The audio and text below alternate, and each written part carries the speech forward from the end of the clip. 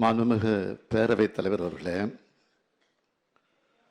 நாட்டையும் நாட்டு மக்களையும் அச்சத்திலும் பதற்றத்திலும் வைக்கும் இரண்டு மிக முக்கியமான பிரச்சனைகள் குறித்து இந்த மாமன்றத்தில் தீர்மானங்கள் நிறைவேற்றியாக வேண்டிய நெருக்கடியான அரசியல் சூழ்நிலை நமக்கு ஏற்பட்டிருக்கிறது.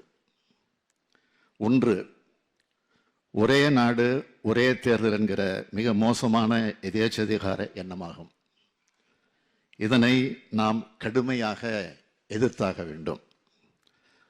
இரண்டு, மக்கள் தொகை அடிப்படையில் தொகுதி மறுசீரமைப்பு என்ற பெயரால் தமிழ்நாட்டின் மக்கள் பிரதிநிதிகளின் எண்ணிக்கையை குறைக்க நினைக்கும் சதி, இதனை முறியடித்தாக வேண்டும். இவை ரெண்டுமே மக்களாட்சியை குலைக்கும் செயல்கள் என்பதால் இவை ரெண்டுக்கும் எதிராக நாம் அனைவரும் ஒரு சேர குரல் கொடுத்தாக வேண்டிய கட்டாயத்தில் இருக்கிறோம் என்பதை முதலில் நான் தெரிவித்துக் கொள்ள விரும்புகிறேன். முதலில் பேரவைத் தலைவர் அவர்களே, முதலில் ஒரு நாடு ஒரு தேர்தல் ஒரே தேர்தல் என்பது எத்தகைய ஆபத்தானது என்பதை விளக்க விரும்புகிறேன். ஒரே நாடு ஒரே தேர்தல் என்ற முறை முற்றிலுமாக நடைமுறைக்கு சாத்தியமற்ற ஒன்று. அரசியல் சட்டத்தின் அடிப்படை அம்சத்திற்கு எதிரானது. அரசியல் சட்டத்தில் சொல்லப்பட்டுள்ள சுதந்திரமான நேர்மையான தேர்தலுக்கு முற்றிலும் எதிரானது. ஒரே நேரத்தில் தேர்தல் என்பது மக்களால் தேர்ந்தெடுக்கப்பட்டுள்ள சட்டமன்றங்களை முன்கூட்டியே கலைக்க வேண்டிய சூழல் ஏற்படும் என்பதும், அப்படி கலைப்பது அரசியல் சட்டவிரோதம் என்பதாலும் இந்த நடைமுறையை நாம் எதிர்க்க வேண்டும். அனைத்து மாநிலங்களிலும் ஆட்சி அமைந்து ஒன்றியத்தில் அமையும் ஆட்சி கவிழுமானால் அனைத்து மாநிலங்களையும் கலைத்துவிட்டு தேர்தல் நடத்துவார்களா? சில மாநிலங்களில் ஆட்சி கவிழ்ந்து தேர்தல் நடத்தும் சூழல் ஏற்பட்டால் ஒன்றியத்தில் ஆட்சியில் இருப்பவர்கள் தானாக முன்வந்து பதவி விலகுவார்களா? இதைவிட காமெடி கொள்கை இருக்க முடியுமா?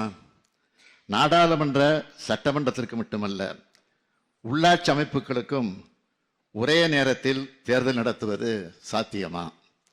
நாடாளுமன்ற தேர்தலை கூட ஒரே நாளில் இந்தியா முழுக்க நடத்துவதற்கு தயாராக இல்லாத சூழல்தான் இப்பொழுது இருக்கிறது.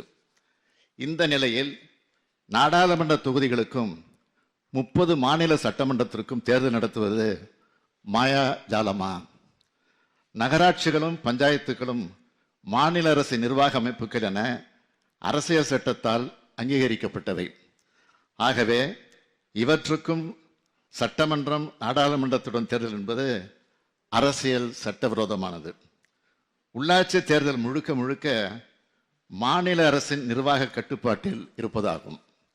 அதற்கும் சேர்த்து தேர்தல் நடத்தப் போவதாக சொல்வது மாநில உரிமைகளை பறிப்பதாகும்.